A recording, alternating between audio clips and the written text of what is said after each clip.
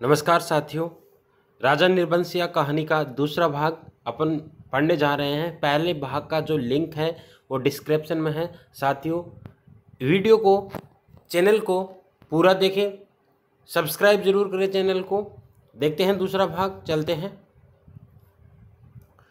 तुम्हारे कभी कुछ नहीं होगा, न तेल न कहते कहते जगपति एकदम चुप रह गया और चंदा को लगा कि आज पहली बार जगपति ने उसके साथ उसके व्यर्थ मातृत्व पर इतनी गहरी चोट कर दी जिसकी गहराई की उसने कभी कल्पना नहीं की थी। दोनों खामोश बिना एक बात किए अंदर चले गए। पहले भाग में साथियों यूं होता है कि जगपति और जो चंदा है, जगपति जब दयाराम के यहाँ जाता है तो उसको किसी घटना के कारण उसे चोट लग जाती है और वह अस्पताल में भर्ती रहता है। उस दरमियान जो चंदा है, उस चंदा का संपर्क कंपाउंडर बच्चन सिंह से हो जाता है और बच्चन सिंह इस जगपति का इलाज भी करता है। किसको प्राप्त करने के लिए? उस चंदा को प्राप्त करने के लिए। ठीक है साथियों, पहले भाग में ये वृत्तांत था, आप पूरा देखें उसको। रात के बढ़ते और अब दूसरा भाग है। दूसरे भाग में जगपति और चंदा घर पे आ चुके हैं। रात के बढ़ते सन्नाटे में दोनों के सामने दो बातें थी। जगपति के कानों में जैसे कोई व्यंग्य से कह रहा था, राजा निर्बंसिया अस्पताल से आ गए। और चंदा के दिल में यह बात चुभ रही थी, तुम्हारे कभी कुछ नहीं होगा। और सिसकती सिसकती चंदा न जाने कब सो गई, पर जगपति की आंखों में नींद न आई। खाट पर पड़े पड़े उसके चारों ओर एक मोहक भयावना सा जाल फैल गया। लेटे लेटे उसे लगा जैसे उसका स्वयं का आकार बहुत क्षीण होता होता बिंदु सा रह गया। पर बिंदु के हाथ थे, पैर थे और दिल की धड़कन थी। कोठरी का गुठा गुठा सा अंधियारा, मटमैली दीवारें और गहन गुफाओं सी अलमारियां जिनमें से बार बार झांक कर देखता था और वह सिह उठता था। फिर जैसे सब कुछ तब्दील हो गया हो। उसे लगा कि उसका आकार बढ़ता जा रहा है। वह मनुष्य हुआ, लंबा तगड़ा तंदुरुस्त पुरुष हुआ। उसकी सिराओं में कुछ फूट पड़ने के लिए व्याकुलता से खोल उठा। उसके हाथ शरीर के अनुपात से बहुत बड़े, डरावने और भयानक हो गए। उनके लंबे लंबे नाखून निकल आए। वह राक्षस हुआ, दैत्य हुआ, आदिम बर्बर। दोस्तों, चंदा को किसी संतान नहीं होती है, उसका दुख था। इसी कारण से देखो यहाँ पर दिया हुआ है कि चंदा के दिल में यह बात चुभ रही थी, तुम्हारे कभी कुछ नहीं हुआ। आगे देखते हैं। और बड़ी तेजी से सारा कमरा एक बार की चक्कर काट गया। फिर सब धीरे धीरे स्थिर होने लगा। उसकी सांसें ठीक होती जान पड़ी। फिर जैसे बहुत कोशिश करने पर गिग्गी बन जाने के बाद उसकी आवाज़ फूटी, चंदा की नरम सांसों की हल्की सरसराहट कमरे में जाल डालने लगी। जगपति अपनी पाटी का सहारा लेकर झुका, कांपते पैर उसे जमीन पर रखे और चंदा की खाट के पाए से सिर टिकाकर बैठ गया। उसे लगा जैसे चंदा की इन सांसों की आवाज़ में जीवन का संगीत गूंज रहा है। वह उठा और चंदा के मुख पर झुक गया। उसे अंधेरे में आंखें गड़ाए गड़ाए जैसे बहुत देर बाद स्वयं चंदा के मुख पर आभा फूटकर अपने आप बिखरने लगी। उसके नक्श उज्जवल होठे और जगपति की आंखों की ज्योति मिल गई। वह मुग्ध सा ताकता रहा। चंदा के बिखरे बाल, जिनमें हाल के जन्मे बच्चे गबुहारे बालों की सी महक, दूध की कंचाइत, शरीर के रस की सी मिठास और स्नेह से चिकनाहट, और वह माथा जिस पर बालों के पास तमाम छोटे छोटे नरम से रोए रेशम से और उस पर कभी लगाई गई सिंदूर की बिंदी का हल्का मीठा हुआ सा आभास, नन्हे नन्हे निर्द्वंद्व सोए पलक और उनकी मासूम सी कांटों की तरह बरौनियाँ और सांस में घुलकर आती हुई वह आत्मा की निष्कपट आवाज़ की लय, फूल की पंखुड़ी से पतले पतले ओठ, उन पर पड़ी अछूती रेखाएं जिनमें सिर्फ दूध सी महक। उनकी आंखों के सामने ममता सी छा गई, केवल ममता। और उसके मुख से अस्फुट शब्द निकलाया, बच्ची। डरते डरते उसके बालों की एक लट को बड़े जतन से उसने हथेली पर रखा और उंगली से उस पर जैसे लकीरें खींचने लगा। उसे लगा जैसे कोई शिशु उसके अंक में आने के लिए छटपटाकर निराश होकर सो गया है। उसने दोनों हथेलियों को पसार कर उसके सिर को अपनी सीमा में भर लेना चाहा कि कोई कठोर चीज उसकी अंगुलियों से टकराई। वह जैसे होश में आया। बड़े सहारे से उसने चंदा के सिर के नीचे टटोला।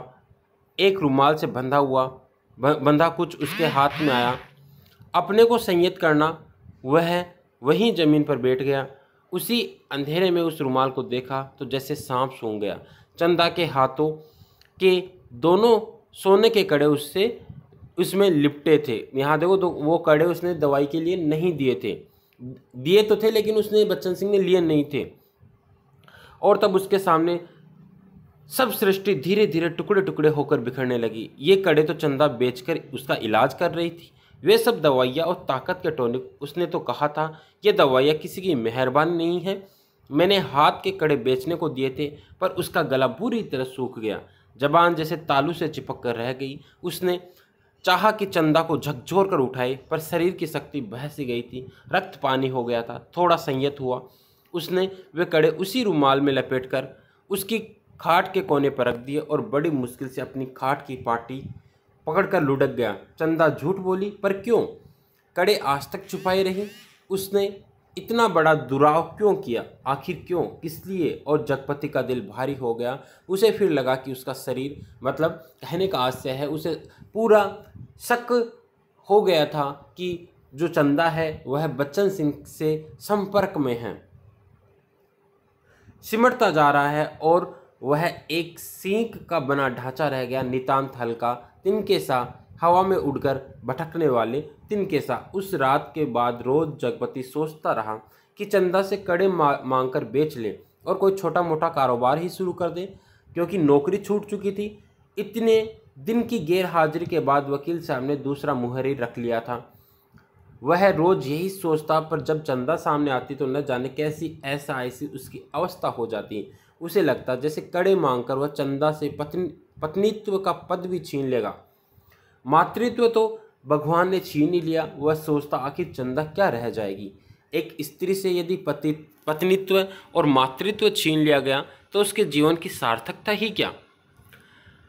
चंदा के साथ वह यह अन्याय कैसे करे, उससे दूसरी आंख की रोशनी कैसे मांग ले? फिर तो वह नितांत अंधी हो जाएगी और उन कड़ों को मांगने के पीछे जिस इतिहास की आत्मा नंगी हो जाएगी, जैसे वह लज्जा को स्वयं ही उधार कर ढांपेगा। और वह उन्हीं ख्यालों में डूबा सुबह से शाम तक इधर उधर काम की टोह में घूमता रहा। किसी से उधार ले ले, पर किस संपत्ति पर? क्या है उसके पास जिसके आधार पर कोई उसे कुछ देगा? और मोहल्ले के लोग जो एक एक पाइप पर जान देते हैं, कोई चीज़ खरीदते वक्त भाव में एक पैसा कम मिलने पर मीलों पैदल जाकर एक पैसा बचाते हैं। एक एक पैसे की मसाले की पुड़िया बंधवा कर 11 मरतबा पैसों का हिसाब जोड़कर एक आध पैसा उधार कर मिन्नतें करते सौदा घर लाते हैं। गली में कोई खोचे वाला फंस गया तो 2 पैसे की चीज़ को लड़ झगड़ कर 4 दाने ज़्यादा पाने की नीयत से 2 जगह बंधवाते हैं। भाव के जरा से फर्क पर घंटों बहस करते हैं। शाम को सड़ी गली तरकारियों को किफ़ायत के कारण लाते हैं। ऐसे लोगों से किस मुंह से मांगकर वह उनकी गरीबी के एहसास पर ठोकर लगाए? पर उस दिन शाम को जब वह घर पहुंचा तो बरोठे में ही एक साइकिल रखी नजर आई। दिमाग पर बहुत जोर डालने के बाद भी वह आगंतुक की कल्पना न कर पाया। भीतर वाले दरवाजे पर जब पहुंचा तो सहसा हंसी की आवाज़ सुनकर ठिठक गया। उस हंसी में एक अजीब सा उन्माद था। और उसके बाद चंदा का स्वर, अब आते ही होंगे, बैठिए न 2 मिनट और, अपनी आंख से देख लीजिए और उन्हें समझाते जाइए कि अभी तंदुरुस्ती इस लायक नहीं जो दिन दिन भर घूमना बर्दाश्त कर सके। मतलब उसका शरीर भी काफ़ी कमज़ोर हो चुका था। वह काफ़ी समय तक अस्पताल में भर्ती रहकर आया था। हाँ भाई, कमज़ोरी इतनी जल्दी नहीं मिट सकती, ख्याल नहीं करोगे तो नुकसान उठाएंगे। कोई पुरुष स्वर था यह। कोई कहता है कि अगर तुमने अपने शरीर का ख्याल नहीं रखा तो तुम्हें इसका खामियाजा भुगतना पड़ेगा।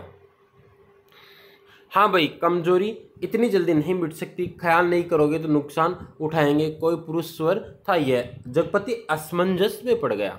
वह एकदम भीतर घुस जाए, इसमें क्या हर्ज है? पर जब उसने पैर उठाए तो वे बाहर जा रहे थे। बाहर बरोटे में साइकिल को पकड़ते ही उसे सूझ आई। वहीं से जैसे अनजान बनता पर बड़े प्रयत्न से आवाज़ को खोलता चिल्लाया, अरे चंदा, यह साइकिल किसकी है? कौन मेहरबान? चंदा उसकी आवाज़ सुनकर कमरे से बाहर निकलकर जैसे खुशखबरी सुना रही थी। अपने कंपाउंडर साहब आए हैं। कंपाउंडर कौन? वही बच्चन सिंह। खोजते खोजते आज घर का पता पाए हैं, तुम्हारे इंतजार में बैठे हैं। कौन? बच्चन सिंह। अच्छा अच्छा, वही तो मैं कहूँ, भला कौन? कहता जगपति पास पहुंचा और बातों में इस तरह उलझ गया जैसे सारी परिस्थिति उसने स्वीकार कर ली हो। बच्चन सिंह जब फिर आने की बात कहकर चला गया तो चंदा ने बहुत अपनेपन से जगपति के सामने बात शुरू की। जाने कैसे कैसे आदमी होते हैं। क्यों, क्या हुआ? कैसे होते हैं आदमी? जगपति ने पूछा। इतनी छोटी जान पहचान में तुम मर्दों के घर में न रहते घुसकर बैठ सकते हो। तुम तो उल्टे पैरों लौट आओगे। चंदा कहकर जगपति के मुख पर कुछ इच्छित प्रतिक्रिया देख सकने के लिए गहरी निगाहों से ताकने लगी। जगपति ने चंदा की और ऐसे देखा जैसे यह बात भी कहने की या पूछने की है। फिर बोला, बच्चन सिंह अपनी तरह का आदमी है, अपनी तरह का अकेला होगा। पर कहते कहते चंदा रुक गई। आड़े वक्त काम आने वाला आदमी है, लेकिन उससे फ़ायदा उठा सीखना जितना आसान है उतना, मेरा मतलब है कि जिससे कुछ लिया जाए उसे भी दिया जाए। जगपति ने आंखें दीवार पर गड़ाते हुए कहा और चंदा उठकर चली गई। उस दिन के बाद बच्चन सिंह लगभग रोज ही आने जाने लगा। जगपति उसके साथ इधर उधर घूमता भी रहता। बच्चन सिंह के साथ वह जब तक रहता अजीब सी घुटन उसके दिल को बांध लेती और तभी जीवन की तमाम विषमताएं भी उसकी निगाहों के सामने उभरने लगती। आखिर वह स्वयं एक आदमी है बेकार। यह माना कि उसके सामने पेट पालने की कोई इतनी विकराल समस्या नहीं। वह भूखों नहीं मर रहा, जाड़े में कांप नहीं रहा, पर उसके 2 हाथ पैर है, शरीर का पिंजरा है जो कुछ मांगता है कुछ, और वह सोचता है यह कुछ क्या है? सुख? शायद हाँ, शायद नहीं, सुख। सुख नहीं, सुख। वह तो दुख में भी जी सकने का आदी है, अभाव में जीवित रह सकने वाला आश्चर्यजनक कीड़ा है। तो फिर वासना? शायद हाँ, शायद नहीं। चंदा का शरीर लेकर उसने उस क्षणिकता को भी देखा है। तो फिर धन? शायद हाँ, शायद नहीं। उस धन के लिए अपने को खपाया है, पर वह भी तो उस अदृश्य प्यास को बुझा नहीं पाया। तो फिर क्या? वह कुछ क्या है? तो उसकी आत्मा में नासूर सा रिश्ता रहता है, अपना उपचार मांगता है, शायद काम। हाँ, यही, बिल्कुल यही। उसके जीवन की घड़ियों को निपट सूना न छोड़े, जिसमें वह अपनी शक्ति लगा सके, अपने मन डुबो सके, अपने को सार्थक अनुभव कर सके, चाहे उसमें सुख हो या दुख, आरक्षा हो या सुरक्षा, शोषण है या पोषण। उसे सिर्फ काम चाहिए, करने के लिए कुछ चाहिए। बेरोजगार हो चुका है, काम चाहिए उसे।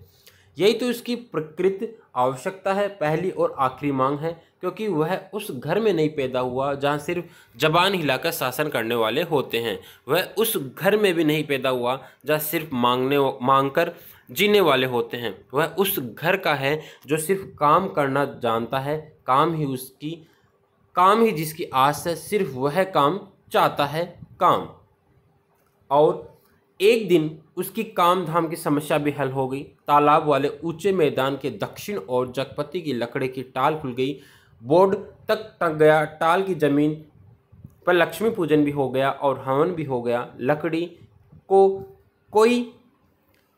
को कोई कमी नहीं थी। गांव से आने वाले गाड़ियों को इस कारोबार में पेरे हुए आदमियों की मदद से मोल तोल करवा के वहां गिरवा दिया गया। गांठें एक और रखी गई, चेलों का चट्टा करीने से लग गया और गुद्दे चीरने के लिए डाल दिए गए।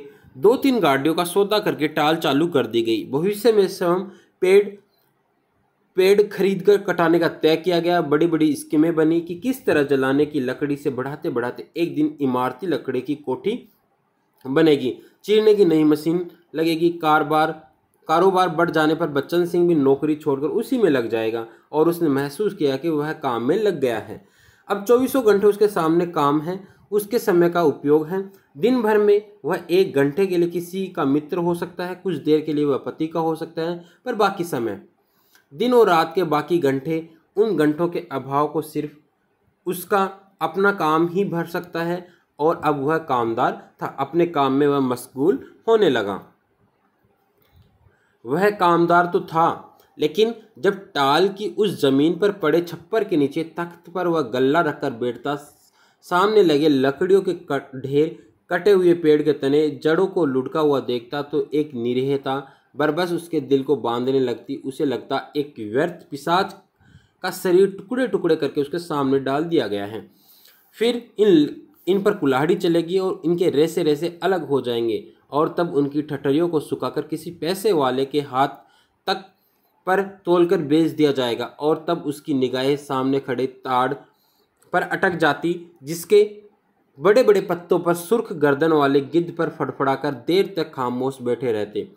ताड़ का काला गडरेदार तना और उसके सामने ठहरी हुई वायु में निसहाय कांपती बाहर ही नीम की पत्तियां चकराती झड़ती रहती। धूल भर धरती पर लकड़ी की गाड़ियों के पहियों की पड़ी हुई लीक धुंधली से चमक उठती और बगल वाले मूंगफली के पेंच की एक रस खरखराती आवाज़ कानों में भरने लगती। बगल वाली कच्ची पगडंडी से कोई गुजरकर टीले के ढलान में से तालाब की निचाई में उतर जाता, जिसके गंदले पानी में कूड़ा तैरता रहता और सूअर कीचड़ में मुंह डालकर उस कूड़े को रौंदते। दोपहर सिमटती और शाम को धुंध छाने लगती तो वह लालटेन जलाकर छप्पर के खंबे की कील में टांग देता और उसकी थोड़ी देर बाद ही अस्पताल वाली सड़क से बच्चन सिंह एक काले धब्बे की तरह आता दिखाई पड़ता। गहरे पड़ते अंधेरे में उसका आकार धीरे धीरे बढ़ता जाता और जगपति के सामने जब वह आकर खड़ा होता तो वह उसे बहुत विशाल सा लगने लगता, जिसके सामने उसे अपना अस्तित्व डूबता महसूस होता। कहीं ना कहीं उस बच्चन सिंह में अपने अस्तित्व की कमी को वह ढूंढ रहा था। एक आध बिक्री की बातें होती और तब दोनों घर की ओर चल देते। मतलब बच्चन सिंह रोज आने लगता घर पर। घर पहुंचकर बच्चन सिंह कुछ देर जरूर बैठता, रुकता, इधर उधर की बातें करता। कभी मौका पड़ जाता तो जगपति और बच्चन सिंह की थाली भी साथ लग जाती। चंदा सामने बैठकर दोनों को खिलाती। बच्चन सिंह बोलता जाता, क्या तरकारी बनी है, मसाला ऐसा पड़ा है कि उसकी भी बहार है और तरकारी भी का स्वाद भी न मरा। होटलों में या तो मसाला ही मसाला रहेगा या सिर्फ तरकारी ही तरकारी। वाह वाह, क्या बात है अंदाज की। और चंदा बीच बीच में टोक कर बोलती जाती, इन्हें तो जब एक दाल में प्याज का भुना घी न मिले तब तक पेट ही नहीं भरता। और चंदा बीच बीच में टोक कर बोलती जाती,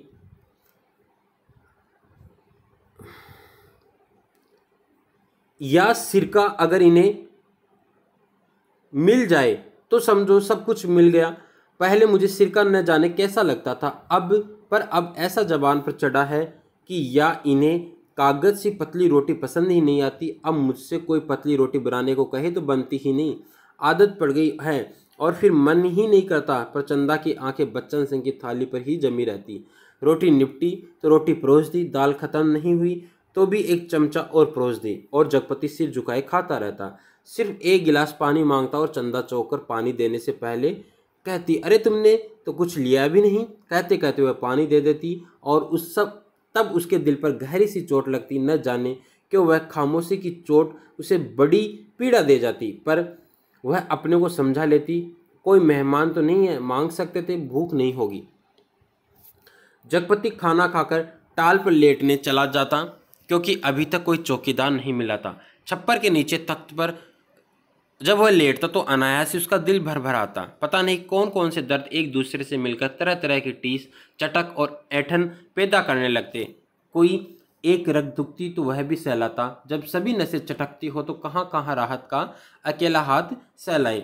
लेटे लेटे उसकी निगाह ताड़ के उस ओर बनी पुख्ता कब्र पर जम जाती, जिसके सिरहाने कटीला बबूल का एकाकी पेड़ शून्य सा खड़ा रहता।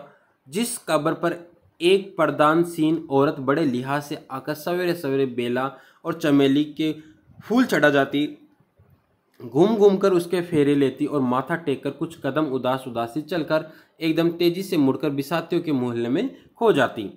शाम होते फिर आती, एक दिया कर बारती और अगर की बत्तियां जलाती, फिर मुड़ते हुए ओढ़नी का पल्ला कंधों पर डालती तो दिए की लो कांपती, कभी कांप कर बुझ जाती। पर उसके कदम बढ़ चुके होते, पहले धीमे, थके, उदास से और फिर तेज, सदे सामान्य से, और वह फिर उसी मोहल्ले में खो जाती।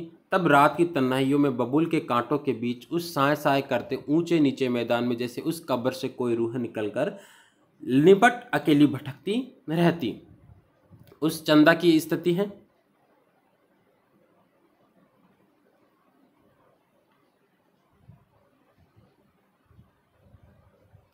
तभी ताड़ पर बैठे सुर्ख गर्दन वाले गिद्ध मनहूस सी आवाज में किलबिला उठते और ताड़ के पत्ते भयानकता से खड़बड़ा उठते। जगपति का बदन कांप जाता और वह भटकती रूह जिंदा रह सकने के लिए जैसे कब्र की ईंटों में बबूल के साया तले दुबक जाती। जगपति अपनी टांगों को पेट से भींचकर कंबल में से मुंह छुपा औंधा लेट जाता। तड़के ही ठेके पर लगे लकड़हारे लकड़ी चीरने आ जाते। तब जगपति कंबल लपेट घर की ओर चला जाता। राजा रोज सवेरे टहलने जाते थे। अब राजा की कथा है जो दोहरा कथानक के साथ चल रही है। राजा रोज सवेरे टहलने जाते थे। माँ सुनाया करती थी, एक दिन जैसे ही महल के बाहर निकलकर आए कि सड़क पर झाड़ू लगाने वाली मेहतरानी उन्हें देखते ही अपना झाड़ू पूंजा पटक कर माथा पीटने लगी और कहने लगी, हाय राम, आज राजा निर्बंसिया का मुंह देखा है। न जाने रोटी भी नसीब होगी कि नहीं, न जाने कौन सी विपद टूट पड़े। राजा को इतना दुख हुआ कि उल्टे पैरों महल को लौट आए। मंत्री को हुक्म किया कि उस मेहतरानी का घर नाज से भर दे। मेहतरानी मतलब जो साफ सफाई का काम करती है। और जब राजसी वस्त्र उतारकर राजा उसी क्षण जंगल की ओर चले गए। उसी रात रानिका को सपना हुआ कि कल रात तेरी मनोकामना पूरी करने वाली है। रानी बहुत पछता रही थी, पर फौरन ही रानी राजा को खोजती खोजती उस सराय में पहुंच गई जहां वह टिके हुए थे। रानी भेष बदलकर सेवा करने वाली भटियारिन बनकर राजा के पास रात में पहुंची। साथियों, मैंने पहले ही बता दिया था कि भटियारिन रानी ही वेश बदल कर जाती है। रात भर उनके साथ रही और सुबह राजा के जगने से पहले सराय छोड़कर महल में लौट आई। राजा सुबह उठकर दूसरे देश की ओर चले गए। 2 ही दिनों में राजा के निकल जाने की खबरें राजभर में फैल गई। राजा निकल गए, चारों तरफ यही खबर थी। और उस दिन टोले मोहल्ले के हर आंगन में बरसात के मेह की तरह यह खबर बरसकर फैल गई कि चंदा के बाल बच्चा होने वाला है। मतलब कहने का आशय है कि उसके गर्भ ठहर गया था बचन सिंह से मिलने के कारण। नुक्कड़ पर जमुना सुनार की कोठरी में फिकती सुरई रुक गई। मुंशी जी ने अपना मिजान लगाना छोड़ विस्फारित नेत्रों से ताक कर खबर सुनी। बंसी किराने वाले ने कुएं में से आधी गई रस्सी खींच डोल मन पर पटक कर सुना। सुदर्शन दर्जी ने मशीन के पहिए को हथेली से रगड़कर रोककर सुना। हंसराज पंजाबी ने अपनी नील लगी मलगुजी कमीज की आस्तीनें चढ़ाते हुए सुना। और जगपति की बेवा चाची ने औरतों के जमघट में बड़े विश्वास पर भेद परे स्वर में सुनाया, आज 6 साल हो गए शादी को, न बाल न बच्चा, न जाने किसका पाप है उसके पेट में और किसका होगा सिवा उस मुस्टंडे कंपाउंडर के। न जाने कहाँ से कुलच्छनी इस मोहल्ले में आ गई। इस गली की तो पुश्तों से ऐसी मर्जात रही है कि गैर मर्द औरत की परछाई तब नहीं देख पाए। यहाँ के मर्द तो बस अपनी घर की औरतों को जानते हैं, उन्हें तो पड़ोसी के घर की जनानियों की गिनती तक नहीं मालूम। यह कहते कहते उनका चेहरा तमतमा आया और सब औरतें देवलोक की देवियों की तरह गंभीर बनी, अपनी पवित्रता की महानता के बोझ से दबी धीरे धीरे खिसक गई। इस प्रकार उस पर लांछन किया जाता है और सभी गांव वाले जो हैं वह उसके गर्भ जो ठहरता है उसको बहुत ही बारीकी से या बहुत ध्यान से सुनते हैं, अवाक रह जाते हैं। सुबह यह खबर फैलने से पहले जगपति टाल पर चला गया था, पर सुनी उसने भी आज ही थी। दिन भर वह तख्त पर कोने की ओर मुंह किए पड़ा रहा। न ठेके की लकड़ियां चिराई, न बिक्री की ओर ध्यान गया, न दोपहर का खाना खाने ही घर गया। जब रात अच्छी तरह फैल गई तब वह हिंसक पशु की भांति उठा।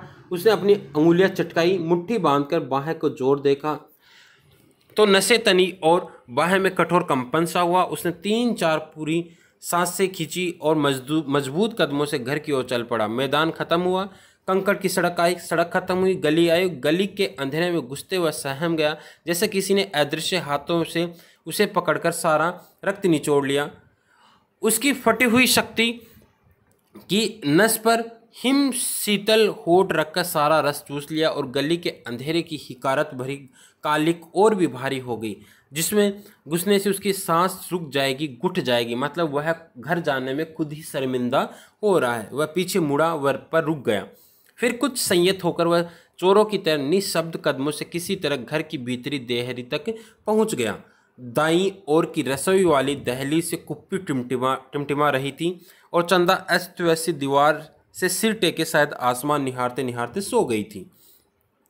कुप्पी का प्रकाश उसके आधे चेहरे को उजागर किए था और आधा चेहरा गहन कालिमा से डूबा अदृश्य था। वह खामोशी से खड़ा ताकता रहा। चंदा के चेहरे पर नारीत्व की प्रौढ़ता आज उसे दिखाई दी। चेहरे की सारी कमनीयता न जाने कहाँ खो गई थी, उसका अछूतापन न जाने कहाँ लुप्त हो गया था। फूला फूला मुख जैसे टहनी से तोड़े फूल को पानी में डालकर ताज़ा किया गया हो, जिसकी पंखुड़ियाँ में टूटन की सुरमई रेखाएं पड़ गई हो, पर भीगने से भारीपन आ गया हो। उसके खुले पैर पर उसकी निगाह पड़ी तो सूजा सा लगा, एड़ियाँ भरी सूजी सी और नाखूनों के पास अजब सा सूखापन। जगपति का दिल एक बार मसों से उठा। उसने चाहा कि बढ़कर उसे उठा ले, अपने हाथों से उसका पूरा शरीर छू छू कर सारा कलुष पहुँच दे, उसे अपनी सांसों की अग्नि में तपाकर एक बार फिर पवित्र कर ले और उसकी आंखों की गहराई में झांककर कहे, देवलोक से किस शाप निर्वासित हो तुम इधर आ गई चंदा। यह शाप तो अमिट था। तभी चंदा ने हड़बड़ाकर आंखें खोली। जगपति को सामने देख उसे लगा कि वह एकदम नंगी हो गई हो, अतिशय लज्जित हो। उसने अपने पैर समेट लिए, घुटनों से धोती नीचे सरकाई और बहुत सी संयत सी उठकर रसोई के अंधेरे में खो गई। जगपति एकदम हताश हो वही कमरे की देहरी पर चौखट से सिर टिका बैठ गया। नज़र कमरे में गई तो लगा कि प्राय स्वर यहाँ गूंज रहे हैं, जिसमें चंदा का भी एक है। पर एक तरफ घर के हर कोने में अंधेरा सैलाब की तरफ बढ़ता आ रहा था। एक अजीब निस्तब्धता, असमंजस गति पर पथभ्रष्ट शक्ले पर आकारहीन खाना खा लेते। चंदा का स्वर कानों में पड़ा। वह अनजाने ऐसे उठ बैठा जैसे तैयार बैठा हो। उसकी बात कि आज तक उसने अवज्ञा न की थी। खाने तो बैठ गया पर कोर नीचे नहीं सरक रहा था। तभी चंदा ने बड़े सधे शब्दों में कहा, कल मैं गांव जाना चाहती हूँ। जैसे वह इस सूचना से परिचित था। बोला, अच्छा। चंदा फिर बोली, मैंने बहुत पहले घर चिट्ठी डाल दी थी, भैया कल लेने आ रहे हैं। तो ठीक है। जगपति वैसा ही डूबा डूबा बोला। चंदा का बांध टूट गया और वही घुटनों में मुंह दबाकर कातर से फफक फफक कर रो पड़ी। वह उठ न सकी, न हिल सकी। जगपति क्षण भर को विचलित हुआ, पर जैसे जम जाने के लिए उसके होठ फड़के और क्रोध के ज्वालामुखी को जबरन दबाते हुए भी वह फूट पड़ा। यह सब मुझे क्या दिखा रही हो, बेशर्म, बेगैरत। उस वक्त नहीं सोचा जब मेरी लाश तले? तब की बात झूठ है। सिसकियों के बीच चंदा का स्वर फूटा कि तब की बात झूठ है, लेकिन जब तुमने मुझे बेच दिया। एक भरपूर हाथ चंदा की कनपट्टी पर आग सुलगाता पड़ा, चाटा रखता है, और जगपति अपनी हथेली दूसरी से दबाता खाना छोड़ कोठरी में घुस गया और रात भर कुंडी चढ़ाए उसी काली में घुटता रहा। दूसरे दिन चंदा घर छोड़ अपने गांव चली गई। जगपति पूरा दिन रात टाल पर ही काट देता। उसे वीराने में तालाब के बगल कब्र, बबूल और ताड़ के पड़ोस में मन मुर्दा हो गया था। जबरदस्ती वह अपने को वहीं रोके रहता। उसका दिल होता कहीं निकल जाए, पर ऐसी कमजोरी उसके तन और मन को खोखला कर गई थी। उसके चाहने पर भी वह जा न पाता। हिकारत भरी नजरें सहता, पर वहीं पड़ा रहता। काफ़ी दिनों के बाद जब नहीं रह गया तो एक दिन जगपति घर पर ताला लगा नज़दीक के गांव में लकड़ी कटाने चला गया। उसे लग रहा था कि वह पंगु हो गया है, बिल्कुल लंगड़ा, एक रेंगता कीड़ा जिसकी न आँख है, न कान, न मन और न इच्छा। वह उस बाग में पहुंच गया जहाँ खरीदे पेड़ कटने थे। दो आरे वालों ने पतले पेड़ के तने पर आरा रखा और कर कर का आवाज शोर शुरू किया। दूसरे पेड़ पर बन्ने और सकुरे की कुल्हाड़ी बज उठी और गांव से दूर उस बाग में एक लयपूर्ण शोर शुरू हो गया। जड़ पर कुल्हाड़ी पड़ती तो पूरा पेड़ थर्रा जाता। करीब के खेत की मेड़ पर बैठे जगपति का सिर भी जैसे कांप उठता। चंदा ने कहा था, लेकिन जब तुमने मुझे बेच दिया, क्या वह ठीक कहती थी? क्या बच्चन सिंह ने टाल के जो रुपए दिए थे उसका ब्याज इधर चूकता हुआ टाल के लिए बच्चन सिंह से पैसे लिए गए थे? क्या सिर्फ वही रुपए आग बन गए जिसकी आंच में उसकी सहनशीलता, विश्वास और आदर्श मोम से पिघल गए? सकुरे बाग से लगे धड़े पर से किसी ने आवाज़ लगाई। सकुरे ने कुल्हाड़ी रोककर वहाँ से हाँक लगाई। कोने के खेत से लीक बनी है, जरा मेड़ मारकर नंगा ला गाड़ी। जगपति का ध्यान भंग हुआ। उसने मुड़कर दड़े पर आंख गड़ाई। 2 भैंसा गाड़ियां लकड़ी भरने के लिए आ पहुंची थी। सकुरे ने जगपति के पास आकर कहा, एक गाड़ी का भुर्त तो हो गया, बल्कि 1.5 का। अब इस पतरिया पेड़ को न छांट दें। जगपति ने उस पेड़ की ओर देखा जिसे काटने के लिए सकुरे ने इशारा किया था। पेड़ की शाख हरी पत्तियों से भरी थी। वह बोला, अरे यह तो हरा है, अब इसे छोड़ दो। हरा होने से क्या, उखड़ तो गया है, न फूल का न फल का। अब कौन इसमें फूल फैलाएंगे? 4 दिन में पत्ती झुरा जाएगी। सकुरे ने पेड़ की ओर देखते हुए उस्तादी अंदाज में कहा। पत्ती झुरी जाएगी। सकुरे ने पेड़ की ओर देखते हुए उस्तादी अंदाज में कहा, जैसा ठीक समझो तुम। जगपति ने कहा और उठकर मेड़ पक्के कुएं पर पानी पीने चला गया। दोपहर ढलते गाड़ियां भरकर तैयार हुई और शहर की ओर रवाना हो गई। जगपति को उनके साथ आना पड़ा। गाड़ियां लकड़ी से लदी शहर की ओर चली जा रही थी और जगपति गर्दन झुकाए कच्ची सड़क की धूल में डूबा भारी कदमों से धीरे धीरे उन्हीं की बजती घंटियों के साथ निर्जीव सा बढ़ता जा रहा था। कई बरस बाद राजा प्रदेश से बहुत सा धन कमाकर गाड़ी में लादकर अपने देश की ओर लौटे। माँ सुनाया करती थी कि राजा की गाड़ी का पहिया महल से कुछ दूर पतेल की झाड़ी में उलझ गया। हर तरफ कोशिश की पर पहिया न निकला। तब एक पंडित ने बताया कि सकट के दिन का जन्मा बालक अगर अपने घर की सुपारी लाकर इसमें छुआ दे तो पहिया निकल जाएगा। वही 2 बालक खेल रहे थे। उन्होंने यह सुना तो कूद कर पहुंचे और कहने लगे कि हमारी पैदाइश सकट की है, पर सुपारी तब लाएंगे जब तुम आधा धन देने का वादा करो। राजा ने बात मान ली। बालक दौड़े दौड़े घर गए, सुपारी लाकर छुआ दी, फिर घर का रास्ता बताते आगे आगे चले। आखिरी गाड़ी महल के सामने उन्होंने रोक ली।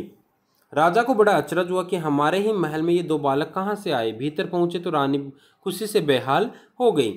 पर राजा ने पहले उन बालकों के बारे में पूछा तो रानी ने कहा कि ये दोनों बालक उन्हीं के राजकुमार हैं। राजा को विश्वास नहीं हुआ। रानी बहुत दुखी हुई। रानी भी राजा के साथ ऐसा ही करती है। राजा चला जाता है तो रानी के पीछे से पुत्र हो जाते हैं। गाड़ियां जब टाल पर आकर लगी तो जगपति तख्त पर हाथ पैर ढीले करके बैठ गया। तो पगडंडी से गुजरते मुंशी जी ने उसके पास आकर बताया कि अभी उस दिन वसूली से तुम्हारा ससुराल के नज़दीक एक गांव में जाना हुआ तो पता लगा कि 15-20 दिन हुए चंदा के लड़का हुआ है। और फिर जैसे मोहल्ले में सुना सुनाई बातों पर पर्दा डालते हुए बोले, भगवान के राज में देर है अंधेर नहीं जगपति भैया। जगपति ने सुना तो पहले उसने गहरे नज़रों से मुंशी जी को ताका, पर उनके तीर का निशाना ठीक नहीं खोज पाया। पर सब कुछ सहन करते हुए बोला, देर और अंधेर दोनों है। अंधेर तो सरासर है, तिरिया चरित्र है सब। बड़े बड़े हार गए। कहते कहते मुंशी जी रुक गए, पर कुछ इस तरह जैसे कोई बड़ी भेद भरी बात है जिसे उनकी गोल होती हुई आंखें समझा देगी। जगपति मुंशी जी की तरफ ताकता रह गया। मिनट भर मनहूस सा मौन छाया रहा। उसे तोड़ते हुए मुंशी जी बड़ी दर्द भरी आवाज़ में बोले, सुन तो लिया होगा तुमने। क्या कहने को जगपति कह गया, पर उसे लगा कि अभी मुंशी जी उस गांव में फैली बातों को ही बड़ी बेदर्दी से कह डालेंगे। उसने नाहक पूछा। तभी मुंशी जी ने उसकी नाक के पास मुँह ले जाते हुए कहा, चंदा दूसरे घर बैठ रही है, कोई मधुसूदन है वहीं का, पर बच्चा दीवार बन गया है। चाहते तो वो यही है कि मर जाए तो रास्ता खुले, पर राम जी की मर्जी। सुना है बच्चा रहते हुए चंदा को बैठाने को तैयार है। बच्चा रहते हुए भी वह चंदा को बैठाने को तैयार है। इस तरह से वह बातें कर रहे हैं कि वह चंदा है वह दूसरे घर जाने वाली है। जगपति की सांस गले में अटक कर रह गई। बस आंखें मुंशी जी के चेहरे पर पथराई सी जड़ी थी। मुंशी जी बोले, अदालत से बच्चा तुम्हें मिल सकता है, अब काहे का शर्म लिहाज। अपना कहकर किस मुंह से मांगूं बाबा, हर तरफ तो कर्ज से दबा हूँ, तन से मन से पैसे से इज्जत से, किसके बल पर दुनिया संजोने की कोशिश करूं। कहते कहते वह अपने में खो गया। मुंशी जी वहीं बैठ गए। जब रात झुकाई तो जगपति के साथ ही मुंशी जी भी उठे। उसके कंधे पर हाथ रखे वे उस गली तक आए। अपनी कोठरी आने पर पीठ सहलाकर उन्होंने उसे छोड़ दिया। वह गर्दन झुकाए गली के अंधेरे में उन्हीं ख्यालों में डूबा ऐसे चलता चला आया जैसे कुछ हुआ ही न हो। पर कुछ ऐसा बोझ था जो न सोचने देता था और न समझने। जब चाची की बैठक के पास से गुजरने लगा तो सहसा उसे कानों में भनक पड़ी, आ गई सत्यानाशी कुलबोरन। उसने जरा नज़र उठाकर देखा तो गली की चाची बुझाइया बैठक में जमा थी और चंदा की चर्चा छिड़ी थी। वह चुपचाप निकल गया। इतने दिनों बाद ताला खोला और बरोट के अंधेरे में कुछ सूझ न पड़ा तो एकाएक वह रात उसकी आंखों के सामने घूम गई जब वह अस्पताल से चंदा के साथ लौटा था। बेवा चाची का वह जहर भुज तीर आ गए राजा निर्बंसी अस्पताल से, और आज सत्यानाशी कुलबोरन। मतलब एक समय तो वह उस जगपति को कहती है राजा निर्बंसिया, और आज आज सत्यानाशी कुलबोरन उस चंदा के लिए प्रयोग में लेते हैं। और स्वयं उसका वह वाक्य जो चंदा को छेद गया था, तुम्हारे कभी कुछ न होगा, और उस रात की शिशु चंदा का लड़का हुआ है। वह कुछ और जनती, आदमी का बच्चा न जनती, वह और कुछ भी जनती, कंकड़ पत्थर, वह नारी न बनती, बच्ची ही बनी रहती। उस रात की शिशु चंदा, पर चंदा यह सब क्या करने जा रही है? उसके जीते जी वह दूसरे घर बैठने जा रही है। कितने बड़े पाप में धकेल दिया चंदा को, पर उसे भी तो कुछ सोचना चाहिए। आखिर क्या? पर मेरे जीते जी तो यह सब अच्छा नहीं। वह इतनी घृणा बर्दाश्त करके भी जीने को तैयार है, या मुझे जलाने को। वह मुझे नीच समझती है, कायर नहीं तो एक बार खबर तो लेती, बच्चा हुआ तो पता लगता। पर नहीं, पर उसका कौन है? कोई भी नहीं। औलाद ही तो वह स्नेह की दूरी है जो आदमी औरत के पहियों को साधकर तन के दलदल से पार ले जाती है। नहीं तो हर औरत वेश्या है और हर आदमी वासना का कीड़ा। तो क्या चंदा औरत नहीं रही? वह जरूर औरत थी, पर स्वयं मैंने उसे नरक में डाल दिया। वह बच्चा मेरा कोई नहीं, पर चंदा तो मेरी है। एक बार उसे ले आता, फिर यहाँ रात के मोहक अंधेरे में उसके फूल से अधरों को देखता, निर्द्वंद सोई पलकों को निहारता, सांसों की दूध सी अछूती महक को समेट लेता। आज का अंधेरा, घर में तेल भी नहीं जो दिया जला लो, और फिर किसके लिए कौन जलाए? चंदा के लिए, पर उसे तो बेच दिया था। सिवा चंदा के कौन सी संपत्ति उसके पास थी जिसके आधार पर कोई कर्ज देता? कर्ज न मिलता तो यह सब कैसे चलता? काम पेट कहाँ से कटते? और तब सकुर के वे शब्द उनके कानों में गूंज गए, हरास होने से क्या उखड़ तो गया है। वह स्वयं भी तो एक उखड़ा हुआ पेड़ है, न फल का न फूल का, सब व्यर्थ ही तो है। तो कुछ सोचा, उस पर कभी विश्वास न कर पाया। चंदा को चाहता रहा, पर उसके दिल में चाहत न जगा पाया। उसे कहीं से एक पैसा मांगने पर डांटता रहा, पर खुद लेता रहा। आज वह दूसरे के घर बैठ रही है, उसे छोड़कर वह अकेला है। हर तरफ बोझ है जिसमें उसकी नस नस कुचली जा रही है, रग रग फट गई है, और वह किसी तरह टटोल कर भीतर घर में पहुंचा। रानी अपनी कुल देवता के मंदिर में पहुंची। माँ सुनाया करती थी, यह राजा रानी की कहानी चल गई। अपने सतीत्व को सिद्ध करने के लिए उन्होंने घोर तपस्या की। राजा देखते रहे, कुल देवता प्रसन्न हुए और उन्होंने अपनी देवी शक्ति से दोनों बालकों का तत्काल जन्मे शिशुओं में बदल दिया। रानी की छातियों में दूध भर आया और उनमें से धार फूट पड़ी जो शिशुओं के मुंह में गिरने लगी। राजा को रानी के सतीत्व का सबूत मिल गया। उन्होंने रानी के चरण पकड़ लिए और कहा कि तुम देवी हो, ये मेरे पुत्र हो। उसी दिन से राजा ने फिर से राजकाज संभाल लिया।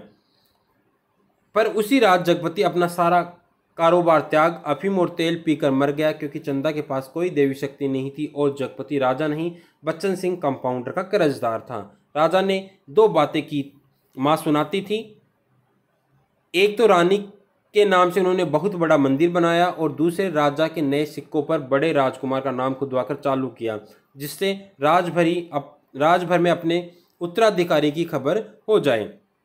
जगपति ने मरते वक्त दो पर्चे छोड़े, एक चंदा के नाम का, दूसरा कानून के नाम का। चंदा को उसने लिखा था, चंदा मेरी अंतिम चाह यही है कि तुम बच्चे को लेकर चली आना। अभी 1-2 दिन मेरी लाश की दुर्गति होगी, तब तक तुम आ सकोगी। चंदा आदमी को पाप नहीं पश्चाताप मारता है। मैं बहुत पहले मर चुका था, बच्चे को लेकर जरूर चली आना।